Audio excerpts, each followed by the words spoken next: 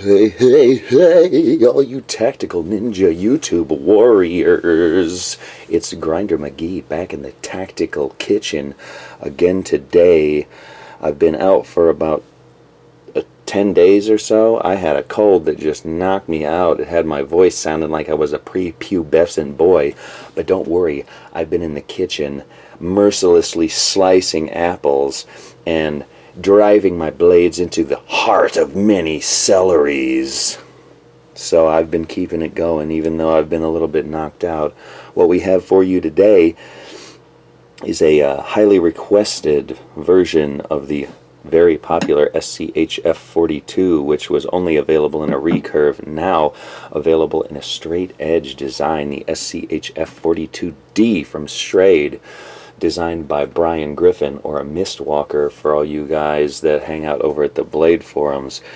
Really knowledgeable guy and knife reviewer on the forum over there, and this knife is just so amazing. I just had to basically make another review about a very, very similar knife. Now, I don't really particularly care for recurve, so straight edge is my preference, although I've really enjoyed the recurve a lot. Let's get through some specs real quick. So did I mention it was drop point? Did I mention it was full flat ground? 1095 high carbon steel. It's got a coating on it very similar to Teflon. Really resists traction. Very high, slippery. Really facilitates some easy movement through cutting materials. We have a handle here, just one of the most comfortable handles I've ever felt on a production knife, that terminates here in this extra wide lanyard hole, so you can fit whatever lanyard you really wanted through there. It's got some ribs or some jimping back here on the pommel. Could be used as a striker. You could crack walnuts, coconuts. You could do some hammering with that for sure, and it would have some traction and probably tend to not slip off so much and bang your knuckle if you had to do some hammering on there. So I really like that, and at the same time it's also, not intrusive in these other grips. Just a really fantastic grip on this knife. It has kind of a Zytel handle, kind of a slippery plastic handle, which I like. A very lightweight handle.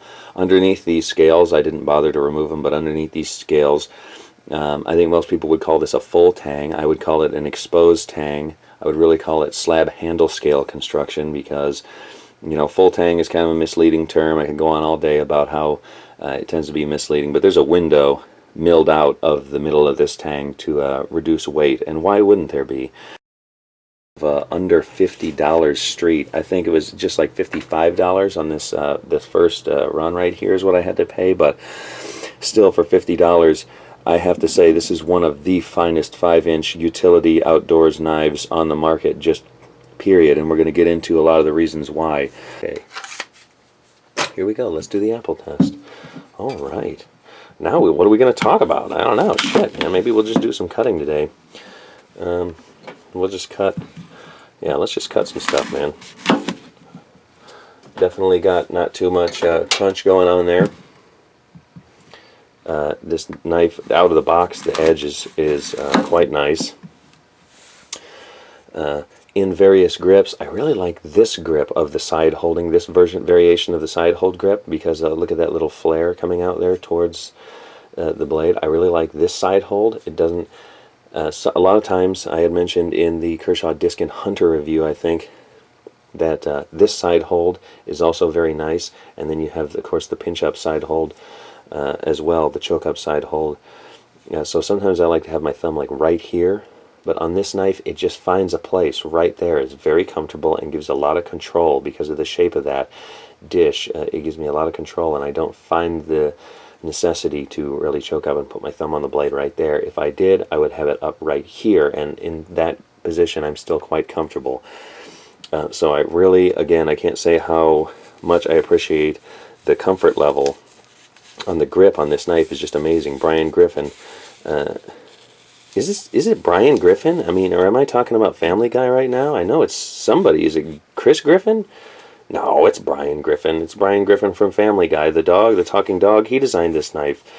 No, as I mentioned before, his name is Mistwalker over at the Blade forums. He's a very knowledgeable outdoors guy, does reviews for the content of the blade form over there, not like these shoddy YouTube reviews that I do over here that don't create any content for that website. Sorry. I will do some write-ups if I get the chance. I just find that this medium really reaches people a lot better. I know I don't have so many subscribers because I don't subscribe to the same sensationalism and philosophies that a lot of the other guys who are popular right now on YouTube do, and so in that I found my own niche, but it's also is a smaller niche because people most of the time they want to see sensational reviews of knives doing amazing things that they're not designed to do.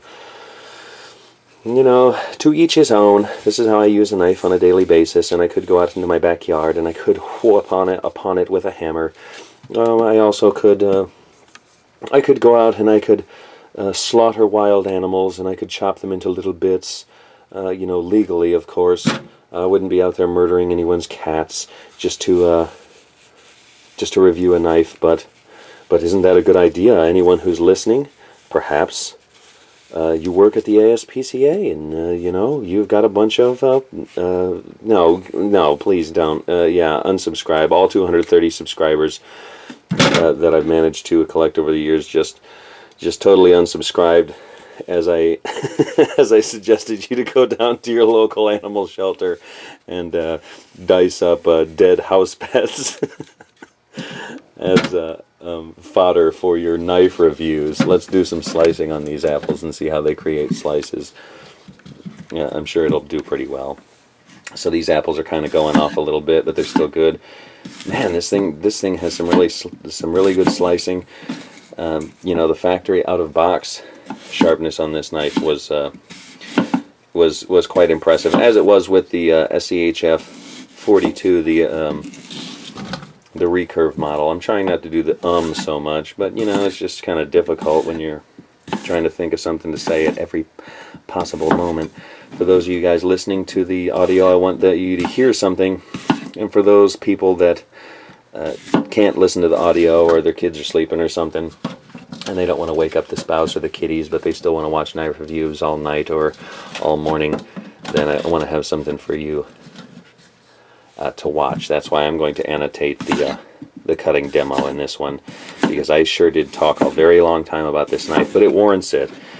It is going to be one of the, I mean, as far as, it's definitely going to be in the top 10 of knives in the tactical kitchen. It should be in the top 10 of anyone's survival knife category, anyone's utility knife category. It's just a fantastic knife. For me, the more that they look like a steak knife, the more that they look like a big beefed up version of a steak knife, the better it's going to be. I mean, a steak knife, in essence, is a utility knife. So when you have these knives that have all kinds of bells and whistles, sawbacks and recurves and specialty points and specialty grinds and all of this extra bull crap on it, it's not going to perform as well in the kitchen or cardboard slicing or utility. You know, it's just not. There might be some exceptions to that rule out there, but I would say, generally speaking, there's not going to be many exceptions to that rule, because blades that have those weird design elements on them, you haven't seen them before, and that's interesting to your eyeballs, but it's not necessarily interesting to my eyeballs, because what I see is I don't see a whole lot of function. I see a lot of gimmick, and gimmick is not something you're looking for when you need a knife to perform for you. Gimmick is something you possibly are looking for when you just want something cool to hang off of your belt, or you want something different to add to the collection. You know, possibly sometimes the guys like them with the gimmick when they're going to carry a weapon, because they think that it has extra intimidation factor.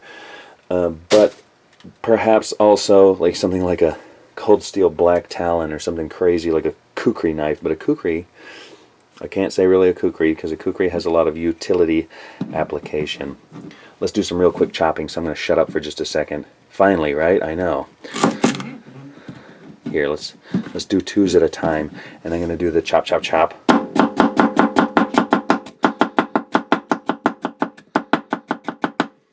Choke up on it a little bit.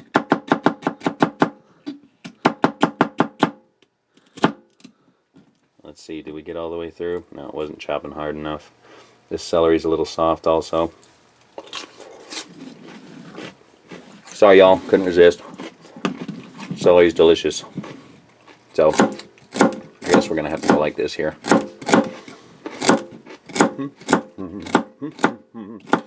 Chopping up celery, hearts in the tactical kitchen. Getting straight to the heart of the matter here in the tactical kitchen. Whack, whack, whack.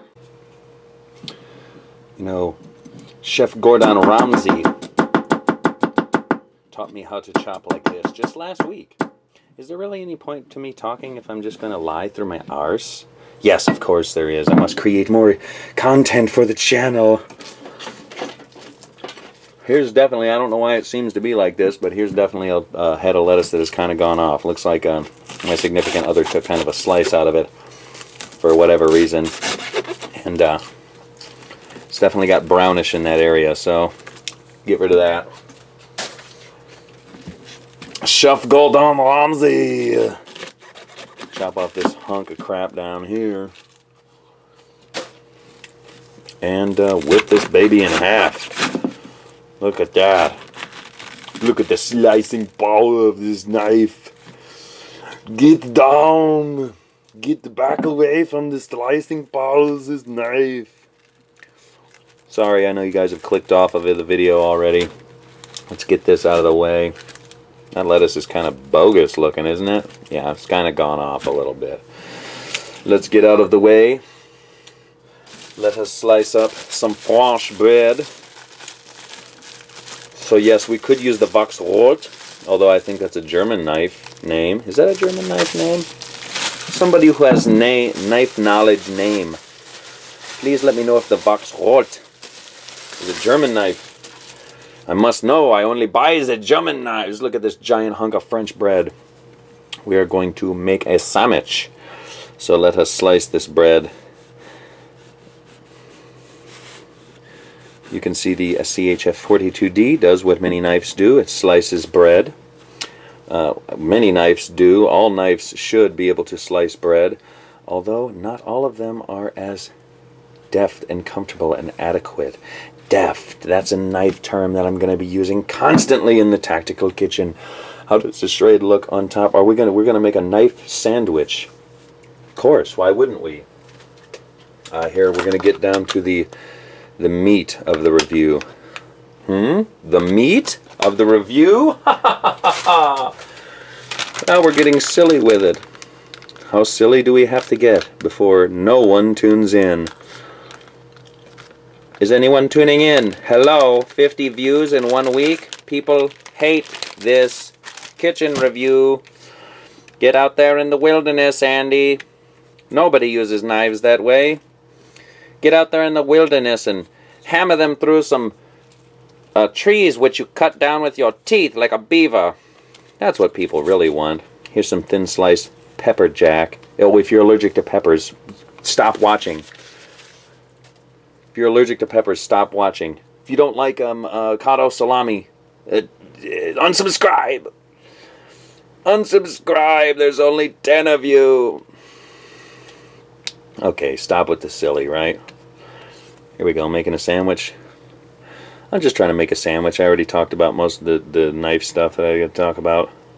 I really have grown to enjoying this, the 5-inch knife for all-around duties, just because, I mean, it can't chop, but it has reach to span most of your very tough materials, get into some tight-fitting places. If you had to cut a rope, which you're not really going to have to cut a rope too much because rope costs a lot of money, but if you had to cut some old strapping, if you have to cut plastic sheeting, if you got an old tarp that you need to slice off of something for whatever reason, you know, a lot of times things tend to bunch up. They can get as thick as your wrist or your lower arm, and for that, a 5-inch knife as a utility knife is very advantageous, I think, and as well as splitting the little kindlings for the fire. Not going too crazy with it. I wouldn't, you know, I wouldn't split a piece of wood that spans this entire blade, because a lot of times that just gets ridiculous. But, you know, having the extra blade length on splitting down that kindling when the stuff gets too small really to be practical to chop with a hatchet, I can get that. I can get behind that. That's what the 42 I've used a lot for, is splitting down a little kindling and making a campfire. stuff like that. So, you know, I get it. It's super cool there. This knife, obviously, just a wizard in the kitchen. This knife is just amazing in the kitchen here. Look at how easily it slices up a sandwich for me. It cut right through that meat. How do you think it'd do on a homeless person? Okay, I said we'd be done with the silliness. Let's be done with the silliness. Hell, I got no more room on my countertop to put this sandwich. Put her back in the bag over here. What else do we got to cut? Do we have anything else to cut out here? Uh-oh. Yes, sir. Yes, sir, we do. What is in the mystery tinfoil here? Could it be? Could it be? Yes, the preferred material of all tactical knife enthusiasts, pork. You know, cooked pork meat is the closest simulation to cooked human meat that you can find for a knife test. Let's see how it does on some cooked human meat. I mean pork meat. Of course, it does just fine. I mean, shit. Let's get my favorite kitchen knife in here, and this is what I'm saying for a utility knife in the kitchen as well. That 5-inch blade is just my preferred, and I think it is for a lot of people too. Either like a little 2.5, 3-inch paring knife, or like a 5 to 6-inch utility knife. And that's utility as far as kitchen knives are concerned, and not utility as far as utility knives are concerned. So your cardboard and your stuff like that. Probably gonna use this pork chop, I guess, in some pork and beans now that I've chopped it up. Yeah, even being thinner, I thought I would incur less resistance with the thinner knife, but no, that's not true. Actually, the extra weight is making it quite a bit easier to slice this pork chop. So, SCHF42D also filling in your barbecue activity as well too. I'm going to go down to Outback Steakhouse and whip this bad boy out to chop up a steak next week. Probably not entirely appropriate at the Outback Steakhouse, but eating steak at your own house, it seems like it would be alright. As you're over there destroying your friggin' ceramic plates, just cutting straight through them with a friggin' 8-ounce knife, half-pound knife. Weighs more than most of the sirloins that you're going to be eating. 10 ounces when you start. After you cook it down, though, knife probably weighs more than that sirloin generally. If you're out there eating 16-ounce steaks, just cut it out, man. Have some vegetables, for crying out loud. Okay, what are we going to do with this stuff? I'm going to put her back in the tinfoil real quick. Sorry, please excuse me as I repackage my pork products over here. And I'm eating it too as well, I'm sure you can tell. Sorry, I know how annoying that can be for some people. Okay, one more thing let's get through that we've been doing each and every time here. I think I lost some. Hold on. Yeah.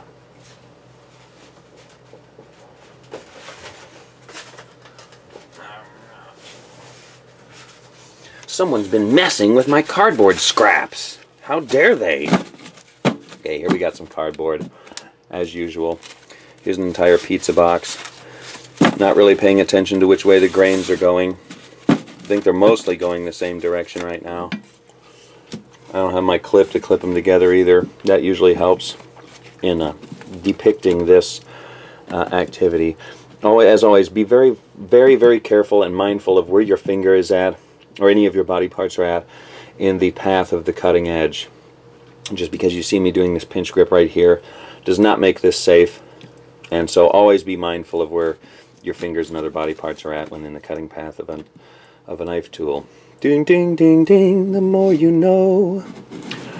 As we've talked about before, see already, I've just started that cut, and look at how much more easily the material separates when putting an angle on this cut. The steeper the angle on the cut, the easier the material is going to separate. As long as you're keeping yourself out of the cutting path of the knife, because it'll separate you easier as well.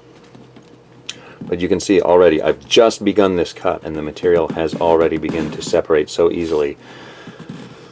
Just watch. I mean, I'm talking to you right now and I'm not exerting an amount of force that you would expect me to be exerting to cut through a material of this thickness. I know it's just cardboard, but how many times do you hear people complain about how difficult cardboard is to cut and how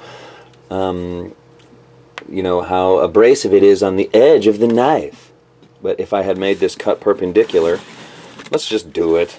Let's just do a perpendicular cut just to show you what I'm talking about. If you've done it already, then you know. You wouldn't sit here and probably try to cut through this much cardboard. Yeah. I mean, my freaking hand is already shaking. Let's saw. See how that knife is getting bound in there? Golly! Look at what those... Ow! Look at what those jimping is doing to me. That's how much force I'm exerting. It's not... I mean, I'm not sitting here lying to you. Look. I mean, it's ridiculous. Look at how it binds in there. The material is not attempting to separate at all. It's actually trying to stay together. And I'm having to force this wedge in between the material that wants to continue to keep itself together. So that means I'm battling that friction the entire length of whatever cut I'm making there. Let's just start this cut again over to the side, put an angle on it, and look already how easily this cut is happening. So I think if anything, just besides the entertainment of the sharing of specs and the entertainment of watching me slice up some vegetables, this is the number one thing that I could bring to this channel as far as content, is cutting technique, and exhibiting that right there. I mean, what are we at? 10, 12, 14 pieces of cardboard? We're cutting up an entire pizza box in one slice.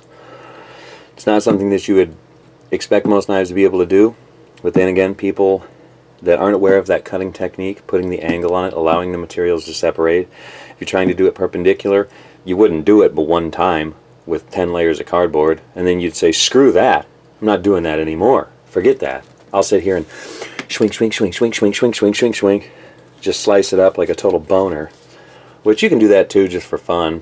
You wouldn't be a total boner. But anyway, I guess that does it for today. Probably a 30-minute video. Holy crap, I went 2 weeks without making one, so I had to satisfy my urge to make a video and get into my addiction there and share it with you guys as well. So I hope you enjoy it. As stated before, I'm going to annotate where the cutting portion begins at the beginning of the video. If you'd like to rewatch it, if you made it through the talking, if you'd like to rewatch it, I'll put the annotation at the start so you can watch the cutting again. Anyway, for now, I think that does it. As always, this is Grinder McGee saying, keep your skills sharp, but keep your Schrade at SCHF42D that much sharper. Peace.